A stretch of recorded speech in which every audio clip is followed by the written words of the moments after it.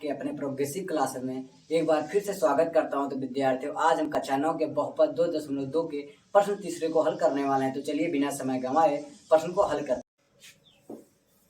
देखिए, प्रश्न तीसरा कह रहा है कि सत्यापित कीजिए कि दिखाए गए मान निम्न स्थिति में संगत बहुपद का शून्यक है कि नहीं। यानी जो बहुपद दिया रहेगा उसका शून्यक है कि नहीं, यानी जो बहुपद रहेगा उसके इक्वल, मतलब उसका मान क्या आ रहा है, 0 आ रहा है कि नहीं। तो चलिए देखते हैं। पहला क्वेश्चन क्या कह रहा है p of x equal to 3x + 1 में x बराबर क्या रखना है, -1/3 रखने पर, यहां लिख देंगे रखने पर।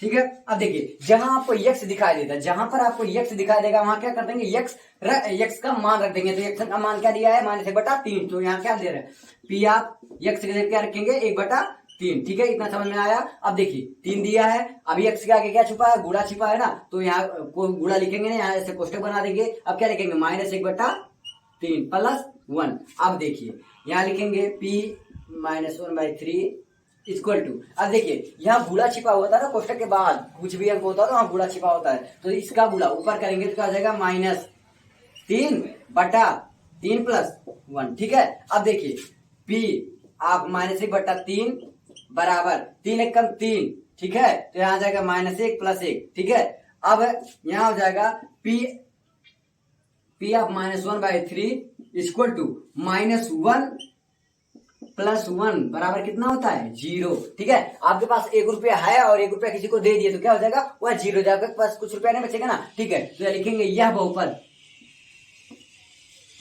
यह संगत बहुपद का शून्यक है। यह संगत बहुपद का शून्यक है, संगत बहुपद का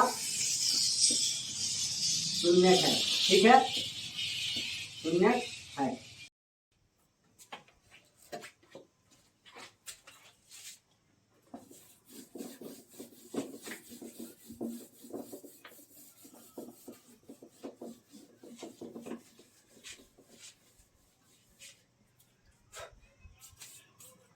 चलिए अब दूसरे की तरफ बढ़ते हैं।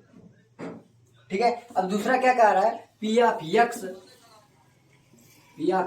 Equal to 5x - pi. ठीक है, तो यहाँ x का मान लिखा दिया है, तो ठीक है यहाँ लिखेंगे में x बराबर 4/5 रखने पर, क्या करने पर, रखने पर इतना समझना है। देखिए p of x equal to 5x - pi में x बराबर 4/5 रखने पर, यानी यहाँ जहां x दिखाई देता है वहां क्या रख देना है, 4/5 रख देना। बात समझ में आई। ठीक है, बात समझ में आई। तो चलिए आगे बढ़ते हैं, लिखेंगे p of 4/5 equal to 5 × 4/5 - pi. ठीक है, इतना समझ में आया। अब लिखेंगे बराबर 5 का गुणा 4 में होगा तो क्या हो जाएगा, 20/5 - पाई। 5 × 5 5 × 20, तो बराबर क्या हो गया, 4 - पाई।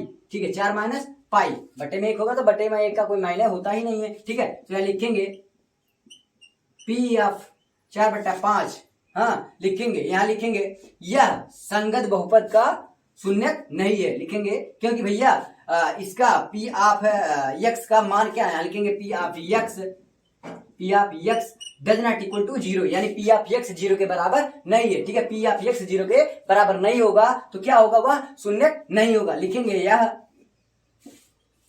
संगत बहुपद का शून्यक नहीं है, यह संगत बहुपद का शून्यक नहीं है, शून्यक नहीं है। बात समझ में आई, शून्यक नहीं है। ठीक है, तो चलिए अब आगे बढ़ते हैं प्रश्न 3 के खंड 3 तीसरे की तरफ। ठीक है, तो चलिए समझ में आ गया तो स्क्रीनशॉट ले लीजिए और वीडियो को लाइक भी कर दीजिएगा। ठीक है, चलिए अब आगे बढ़ते हैं।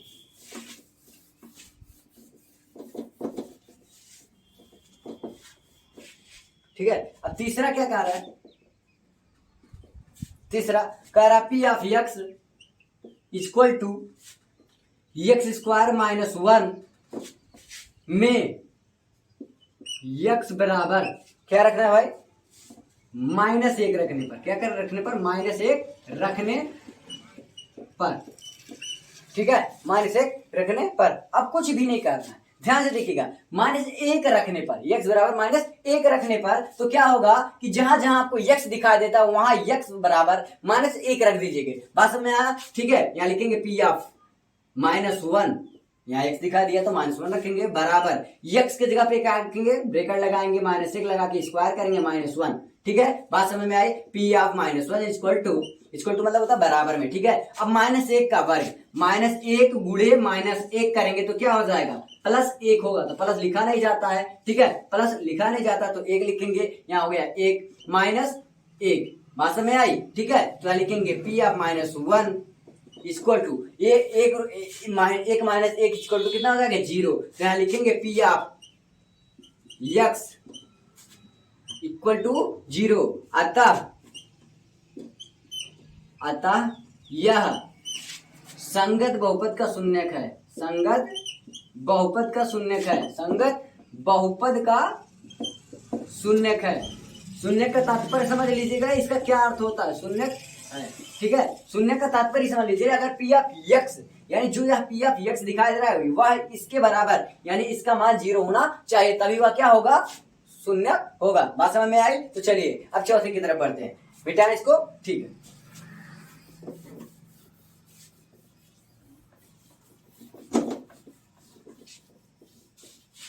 चलिए अब चौथे की तरफ बढ़ते हैं।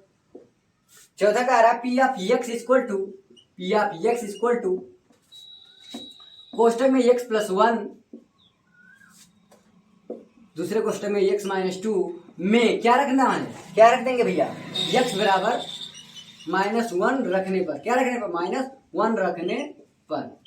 अब देखिए भैया, -1 वहां भी रखना था, -1 यहाँ भी रखना है, दोनों बात सेम ही, कुछ करना ही नहीं है। ठीक है, दोनों बात वही थी, पहले क्वेश्चन में भी वही था और इस क्वेश्चन में भी वही है। बस यहाँ क्या है, वहां एक समीकरण दिया था, यहाँ 2 समीकरण दिए हैं। ठीक है, 2 कोष्टक दिए हैं। अब चलिए यहाँ लिखेंगे p ऑफ, क्या लिखेंगे, -1 इक्वल टू, अब देखिए x बराबर -1 रखना है, x बराबर -1 रखना है, तो x के जगह पे क्या रखना है आपको, -1 रखना है। तो यहाँ लिखेंगे -1 ब्रैकेट 2 लगाएंगे क्योंकि प्लस पे आगे छिपा प्लस आ गया है। ठीक है, यहाँ प्लस हो गया -1। ठीक है, फिर हो जाएगा x, तो यहाँ लिखेंगे -1 कोष्टक -2।